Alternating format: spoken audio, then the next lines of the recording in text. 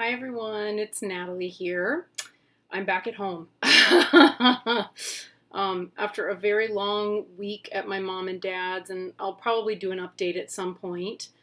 I'm sounding kind of like tired. I'm aware of that. I haven't been talking or doing much today besides just kind of resting and taking care of stuff around the house and working on, well, I sound like it's like, oh, I haven't done much except I've done all these things. So there, you know how it is. You know how it is.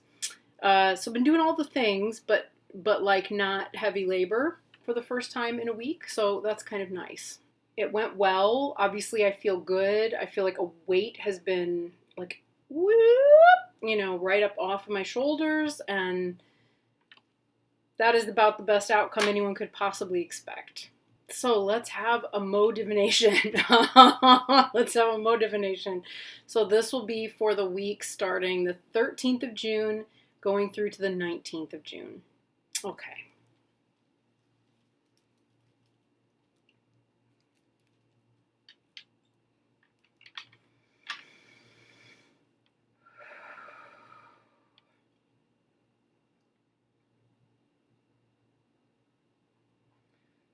Omara patana di, omara patana di, omara patana di, omara patana di, omara patana di.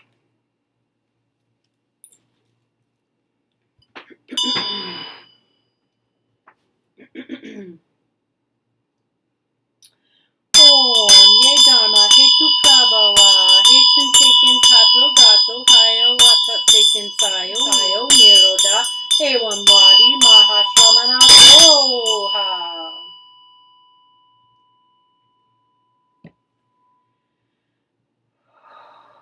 Okay. So a week of being in sawdust and mold and whatever was accompanying all of the mouse turds in the basement and all of those kinds of things is it's a lot. It's a lot. I can really tell like my voice and my throat are just like not thrilled.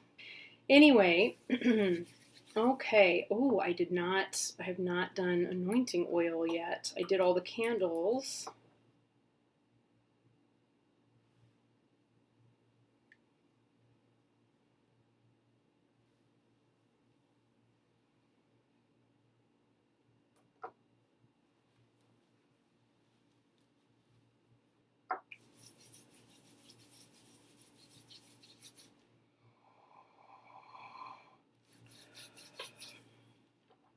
And again, the anointing is not anything like officially Tibetan. It's just Natalie. It's just me.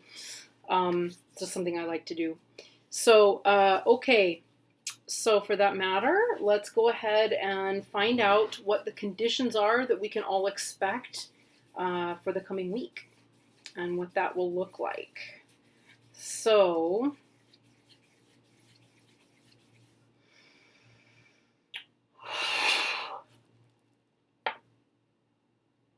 interesting. Okay, so our first syllable is tsa. So tsa is our first syllable of the day. And our second one, so that would be the outer conditions, and so then our inner conditions, what those are going to tend towards. So what will the inner conditions tend towards?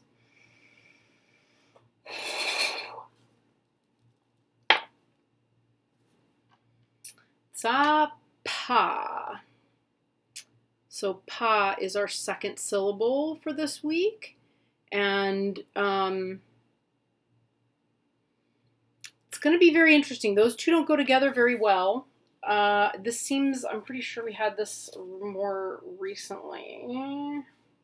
Oh, okay. Well, more of the same. More of the same. This is one we had before very recently. I was like, wait a minute. I'm pretty sure that this is this one. And it is. It is empty of intelligence. So, tsapa, empty of intelligence appears. Then thoughts are empty just as the wind moves through an empty valley. So, yeah. So, pa is peace and earth, or rather water And maybe it is. Wow, my brain is, it's been a big week. Okay, I'm not crazy. Pa is water. I'm like, but I'm not seeing water. I'm seeing air going through earth, which is weird. I'm not sure why that divination works like that, because what I would see is something like a hurricane, with like a forceful moving of water that, yeah, I don't know. That one throws me every time, I think. I'm pretty sure that one threw me last time as well. So let's look at what we've got here for Tsa Pa. Let's see, empty of intelligence, right? So this sign of this divination is known from the town-dwelling evil spirits and ghosts. Okay, the messengers of Mara that wander in the northwest, who said, "It is very difficult to catch a white piece of paper carried away by the wind. Who is capable of catching it?" And no doubt they must enjoy the game of watching people like us go chasing through a valley after a piece of paper in the wind. Okay. So family, property, and life, though they meet with unfavorable conditions and there is great danger of their being separated, scattered and destroyed, still the performance of rituals will be of benefit. So in other words, if you're concerned about family or your property and life, and this one really rings true with me, I shouldn't say too much about this, but after a really productive week of being at my mom and dad's, getting rid of loads of crap and sorting things out that were mine and theirs, and let's be real, most of it was my dad and I, because we're the ones that are like hyper creative and build stuff and work with tools and machinery and things and have way too many hobbies. Bizarrely, my dad is in some kind of weird dispute with our neighbor, not because my father ever really wants to have a dispute with anyone. He's a lot like I am, but because the neighbor likes to have disputes. The guy's kind of not mentally very balanced. He thought that somebody might be doing something like dumping something illegally at the very back of his property. He took this hideous piece of machinery through the woods, like plowing through stuff, which I find offensive because I was like, what about all of the wildlife and all of that's just gross. Just to go to the back of the lot and pick up anything he thought might have belonged to the building company that was, building up close to his property line and throw it back in at them because he felt like that was the best way to handle things. And as he came back through, my dad was just flummoxed and like, why are you driving this thing on my property? Long story short, the guy was wanting to dispute where the property line is with my dad, right? It's like a Chekhov play, right? There's always something, there's always something. It's very interesting. This is the sort of guy that would love to see you chase a paper through the wind, preferably one that he threw. So yeah, intentions and aims. You are becoming too worried and mentally aggravated for such a small purpose. I better send this to my dad. He's going to benefit from this one. Okay, friends and wealth. Even if wealth is held in your hand, it will seep through like water leaking from cupped hands. So we may have some unexpected expenses coming by. There may be things that we need to spend money on, that will deplete wealth a little bit more quickly than it normally would be. Enemies. Though the nature of this enemy was first friendly and then later hateful, not actually wrong. That's kind of how that relationship started 12 years ago. Still, there wouldn't be any greater harm than to have a disputation with him. It is best to stay away from him and give some money that will benefit him. Could be donating to charities. I think we mentioned this last time. It could very much be like donating to charities that will benefit this person. There's all kinds of ways that could work. It could be, it could be vicarious. It could be all sorts of different things. Guests, they will turn back empty-handed or will have difficulty in fulfilling their desired purpose. So if somebody comes to visit and they're there for a particular reason and the visit is a good excuse to be there, or whatever they're there for is a good excuse to visit you, it's not going to work out the way they planned. Illness. There will be a slight cold or air disease, and your body's elements are out of balance. The reason for the increase in your mental afflictions is due to the power of your relationship with bad friends and bad attendants. Separating from them will bring happiness. Your activities will most probably be polluted. Yeah, this is a good aspect under which to review relationships with people that are not healthy. If you're in a situation where you maybe have some people in your life who have an unhealthy influence on you, or they're not so bad maybe, but whatever it is that they bring out of you is not healthy, right? I think we've all been in those situations where it's like, I really like so-and-so, but I act like such a jerk when I'm around them. I've done that. I've had people, for whatever, usually it's envy. Usually it's a matter of envy, or there's something in them that's touching something in me that needs some healing. But if it makes me into kind of someone I don't like very much, often it's better to remove yourself from those circumstances until you either have a better insight as to why that came up, or whatever it is has been sort of integrated and resolved, right? And you'll only know that by taking some time away. And then if it's necessary, or if it's something that you feel a need to do, you can always step back in, touch base with that person, and see how that goes, right?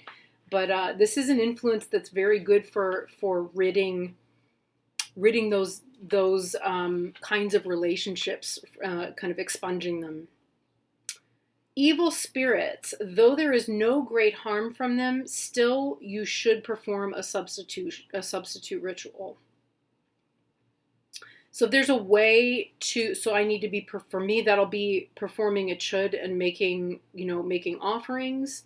If there is some kind of practice where you can kind of like divert them, like say, oh, you want to eat me? Great. Here's something else that's very similar. Go over there. Go over there and eat that instead, right? You want a piece of this? Have a piece of this over there, right? Spiritual practice. As your mind is very agitated, it will be difficult to accomplish your wishes. So that's kind of tough, right? So maybe being forgiving with ourselves where we possibly can, if we're not as good with our spiritual practices maybe we had intended to be. Lost article, it will be difficult to recover. Will they come, and will the task be accomplished? As this is the divination empty of intelligence, it is difficult to accomplish. It occurs to me too, I have lost a few articles recently and I could not recover them. One was a pendulum that I lost. The other, you'll notice I don't have my lovely conch shell earrings in because one of them came out and I don't know where it came out or where it flew to when it came out. And I was unable to recover either of those. I do now have a new pendulum, but I have not replaced the charm that came off one of those earrings. I made those myself, so I know where to get the shells. Okay, so the reason why it would be difficult to find a lost object if you're looking for it, in part, it's because these two directions are not near one another, right? So Tsa is north and Pa is south. So if you're trying to find an object that is, it's just not going to be an easy thing to find. If we're going to try and find something, I'd want to maybe look along that line, maybe through the middle of the house and to either side of it. It would be a little bit easier. Will they come and will the task be accomplished? We already did that. All remaining matters. It is predicted that they won't be achieved as you wish. Most probably, people will not listen to your advice. Make your mind steady, accumulate merit, read the Vinaya, and recite collections of sutras.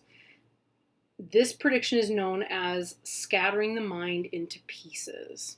I wouldn't necessarily recommend reading the Vinaya. You could. You can find it online.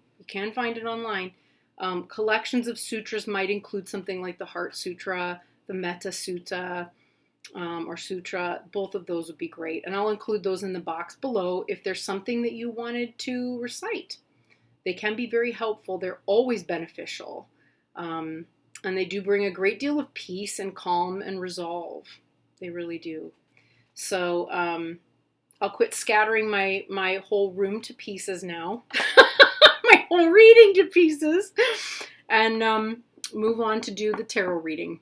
All right, folks. Thank you so much. And I will see you again next time. All right. Bye.